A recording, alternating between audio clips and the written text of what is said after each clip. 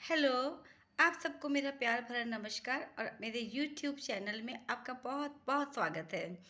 चार धाम की यात्रा को दुनिया की सबसे पवित्र तीर्थ यात्राओं में से एक माना गया है।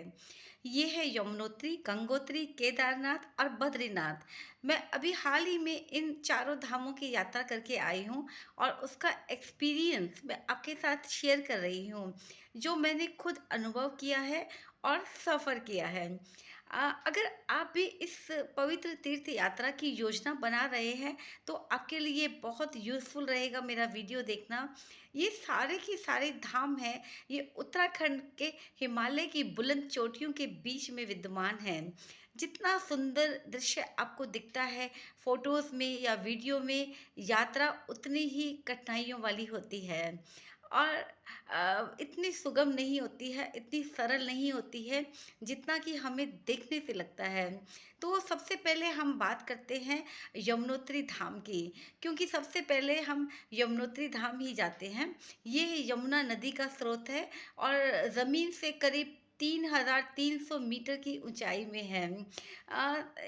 जो हमें तकलीफ़ होती है, उसका सबसे बड़ा कारण जो ये होता है कि हम एक मैदानी इलाकों से सीधे हम पहाड़ों पे चले जाते हैं, तो हमारी बॉडी उसको एडजस्ट नहीं कर पाती है और हमको बहुत तकलीफ़ होती है। उसके अलावा जो रास्ते हैं वो भी बहुत ही ज़्यादा ऊबड़-खाबड़ हैं, टेढ़े-मेढ़े हैं, बहुत ही संकरा रास्ता है। मतलब कि उसमें लिमिटेड लोग ही एक टाइम में जा सकते हैं, लेकिन इतनी ज़्यादा भीड़ होती है। जिस दिन हम लोग यमुनोत्री पहुँचे, उस दिन करीब 1 लाख लोग, जी हाँ, 1 लाख लोग वहाँ पे यात्रा करने के लिए आए हुए थे और रास्ता इतना ऊबड़-खाबड़ है। हालाँकि गवर्नमेंट ने बहुत इंतज़ाम किए हुए हैं, लेकिन वो सफ़िशिएंट नहीं हैं। स्पेशली जो रास्ते हैं वो बिल्कुल भी अच्छे नहीं हैं, पथरीले हैं और बिल्कुल भी कहीं से टूटे-फूटे हैं। उसी रास्ते पे पैदल चलने वाले लोग जाते हैं, घोड़े जाते हैं, खच्चर जाते हैं, पालकी जाते हैं, पिट्ठू वाले जाते हैं। वो उनकी जो गति होती है वो एक अलग ही गति होती है। बस उनको आजू-बाजू वाले लोग दिखते नहीं हैं, वो एक अपनी स्पीड में चढ़ते हैं और उतरते हैं। इसके कारण बहुत एक्सीडेंट होते हैं और उसकी संभावना भी बहुत होती है। एक तरफ बहुत नीची खाई होती है, उसमें गिरने की भी संभावना होती है, चोट लगने की संभावना होती है।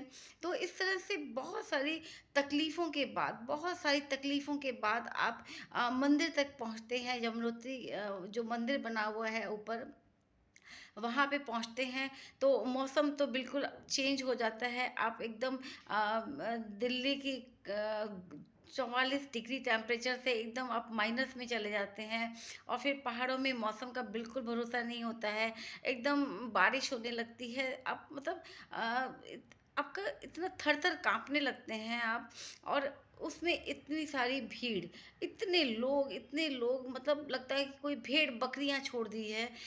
वो लोग एक के ऊपर एक दूसरे को धक्का मारते हुए, एक दूसरे के मतलब कि एक दूसरे को टच करते हुए, एक दूसरे को तकलीफ देते हुए वो मंदिर की तरफ दौड़ते हैं।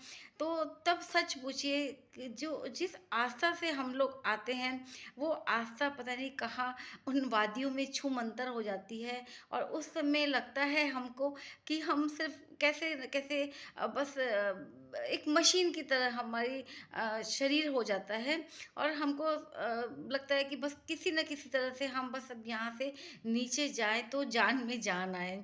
तो अपनी तरफ से गवर्नमेंट ने बहुत इंतज़ाम किए हैं, लेकिन वो सफ़िशिएंट नहीं है।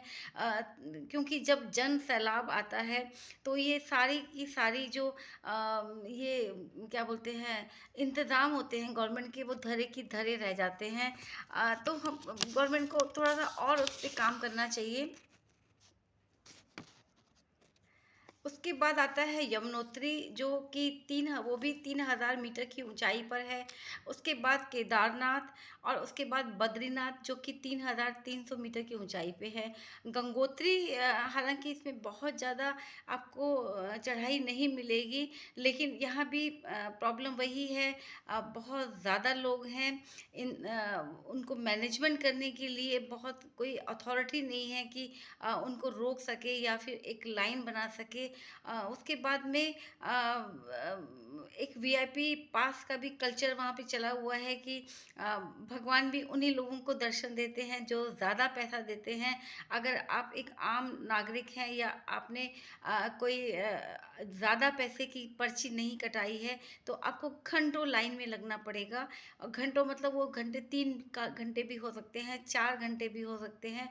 वो सिचुएशन होती है वो बहुत ही तकलीफ़ वाली होती है। अगर वही वही उसी भीड़ को एक लाइन में अगर कन्वर्ट कर दिया जाए, तो धीरे-धीरे ही लेकिन आपको भगवान के दर्शन हो पाएँगे। लेकिन प्रॉब्लम यहाँ पे ये होती है कि हर आदमी आगे बढ़ना चाहता है, उस भीड़ को मैनेज करने के लिए मुझे वहाँ पे कोई भी अथॉरिटी नहीं दिखी है।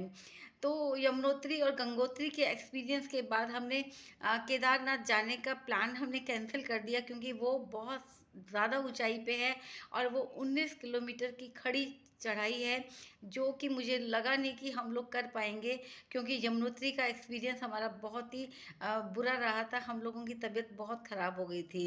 क्योंकि वो ऊपर पहुँचने के बाद में आपको ऑक्सीजन की कमी भी आ जाती है। इस मिसमैनेजमेंट के लिए मुझे समझ में नहीं आता है कि ज़िम्मेदार कौन है, सरकार या इंसान?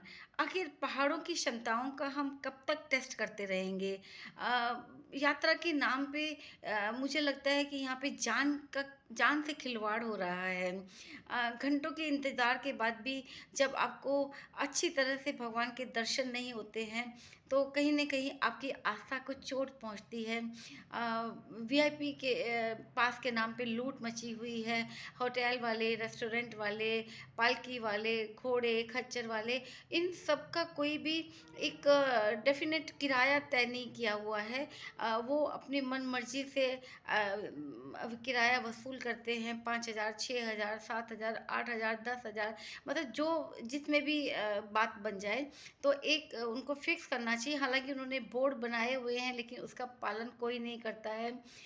खाना-पीना हद से ज़्यादा महँगा है, जो कि दिल्ली, बॉम्बे में भी मुझे नहीं लगता है कि वो खाना-पीना इतना महँगा होगा, लेकिन वहाँ पे खाना-पीना भी बहुत महँगा है। इसके लिए मुझे लगता है कि एक गवर्नमेंट को बहुत कड़े नियम बनाने चाहिए, ताकि पहाड़ों पे जा कर के इतनी ऊँचाई पे जाने के बाद में जो लोग बहुत दूर-दूर से आते हैं, उनकी आस्था के साथ में खिलवाड़ ना हो। तो बस आज के लिए इतना ही, फिर मिलते हैं एक नए वीडियो के साथ में। Thank you.